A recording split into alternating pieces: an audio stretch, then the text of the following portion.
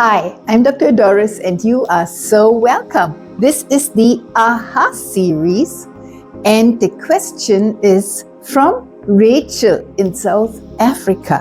What if people judge, reject or humiliate me? Thank you, Rachel, for your question. And it is a very interesting topic that I love to discuss with you. Let's start with what is this fear? Fear is actually absence of confidence and absence of mostly self-worth or self-love. So the opposite of this fear you are describing, Rachel, is that actually it is natural for children to search for validation. Don't you know it? As a child, you always wanted to be told that you did well, that you do good. And this actually continues. It is a human need to be validated. And when we grow into adulthood, this validation phenomena grows into love. We need love and we are meant to love each other. What you are describing, Rachel, is the absence of validation and love. Fear of rejection, fear of humiliation, and fear of being judged is the absence of love. Would you agree? So as you think about this, you can maybe notice that it's all about focusing on first accepting this kind of a fear, and second, understanding more about what the fear is about, and then third, we will look at how to solve it, what to do about it.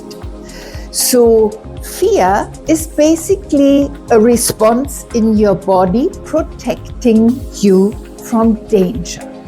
When your brain sends a message to the body to shoot out hormones, create more heat, and have heightened heartbeat, possibly, then it means it's revving up your system to respond to fear. So original fear is survival fear, and it is initiated from the limbic brain. The fear that you are talking about, Rachel, fear of being judged, rejected, and humiliated, is not real. Think of it as a mistake in your thinking and nervous system that simply is an emotion dragged along, and it's coming up and giving an impulse to react as if there was a real danger. But there is no danger. This imagination of somebody judging you or humiliating you or rejecting you is just made up. Now, I want you to prepare that people may do this and will do this because it happens daily in many ways. Have you, Rachel, not ever criticized someone or put someone down? See, you do this, but not intentionally. It is basically our dual thinking, positive, negative, and sometimes we say negative things. So you would humiliate someone, you would say something negative about somebody else, or somebody may about you. Equip yourself and don't let yourself be affected by this. Because remember, most probably, the fear that you rightfully had as a child is coming up as a memory in your memory system, which is directly linked to the brain shooting out hormones that make that emotion in the body. And let's look at this memory from the past. So really, it is when you were a child that this rejection and humiliation happened. Unfortunately, it happens all the time and to all children. Because adults will say negative things. Teachers will say negative things, and in fact, intentionally, with the intention to best make you grow up, to best help you to become an adult. But I agree, it is not helpful and would be a glorious, perfect world if this would not happen. So would you please notice that this fear of judgment, rejection, or humiliation, Rachel, comes from your childhood? And would you please, for a moment, think about where it might come from which time in your life, and which picture or memory comes up as the adult, father, mother, or teacher that judged you or criticized you most. I give you a moment, pause. Thank you. When that picture comes, know that you were maybe 5, 4, 6, probably below 10. And if you would please put the age onto this child in you now and say, okay, I'm just going to say 7, Rachel, but you choose your number. And everybody, please. That's the 6-year-old in me. That's not the adult in me.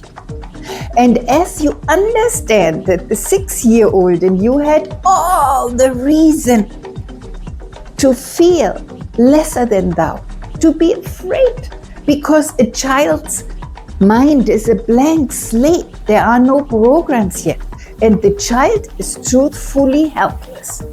So if the child experiences this rejection and judgment and humiliation with a strong emotion and heart pounding and fear, it's okay.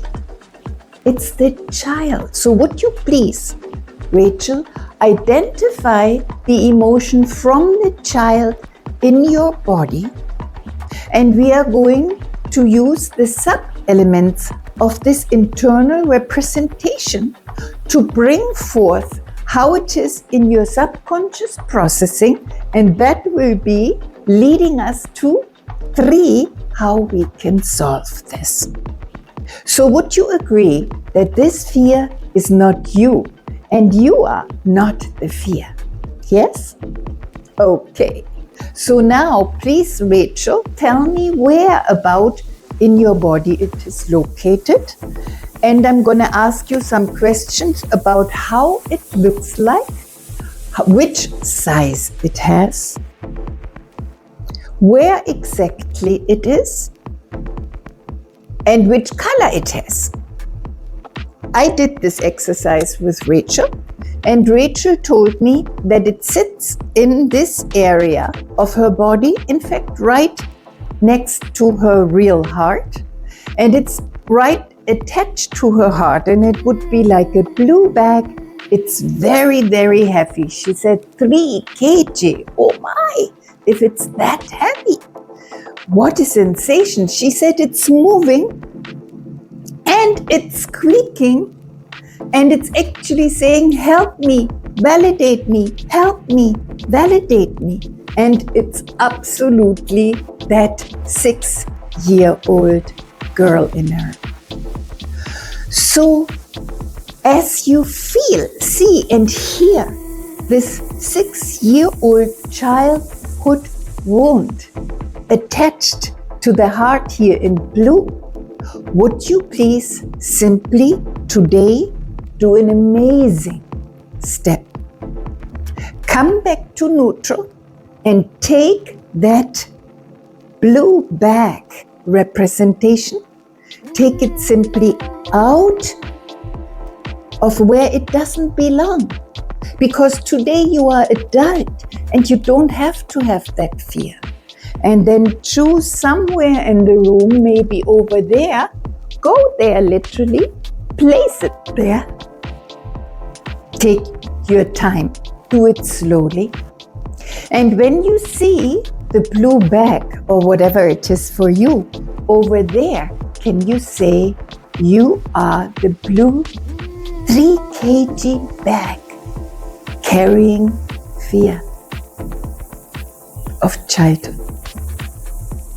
Your fear is real. You were 7 years old and you have all the right to have this fear. And what you then, Rachel, please say, I am Rachel, I'm here. The blue bag is that emotion that got mistakenly stuck in me, and you, emotion of fear, of rejection, belong over there. You as a 7-year-old had all reason to feel that because you were helpless. You didn't know different. I'm going to disassociate myself from you, put you over there totally out of me, and I'm going to be over here. Could you repeat that, please? Rachel, I give you some time. Pause. Okay, and as you have done this, would you then please speak from your neutral, mature adult place and say, your name, I'm Rachel, your age, I'm 42, and I'm perfectly able to deal with emotions. I know that emotions are not me. I'm going to put that sense of judgment, being judged, rejected, and humiliated right over there into that corner. It looks like a blue 3 kg squeaking bag with the child voice, and it's not me. I'm here. I have my normal adult voice. Please use your normal adult voice and say, you stay over here and I am here. And please, Rachel, would you say with conviction, I'm perfectly fine the way I am. I'm able to validate and give love, and I'm able to receive validation and love. I'm perfectly fine. Would you please repeat that at least 3 times? You stay over there. You are the childhood wound from childhood. I am here. I'm adult. I'm perfectly fine the way I am. I can give validation and love. I can receive validation and love. Say that a few times, please. Pause. Thank you. Very good. And you have done an amazing process here today. You have disassociated the childhood wound of judgment, rejection, and humiliation, and you have made a statement that you are mature, that today you know different. And with that, please strengthen your ability to validate and love. I'm Dr. Doris. This is the AHA series. Why? What if people judge, reject, and humiliate me? What can I do? I hope I answered sufficiently in a way that you can use it, Rachel. And see you for the next AHA series. AHA.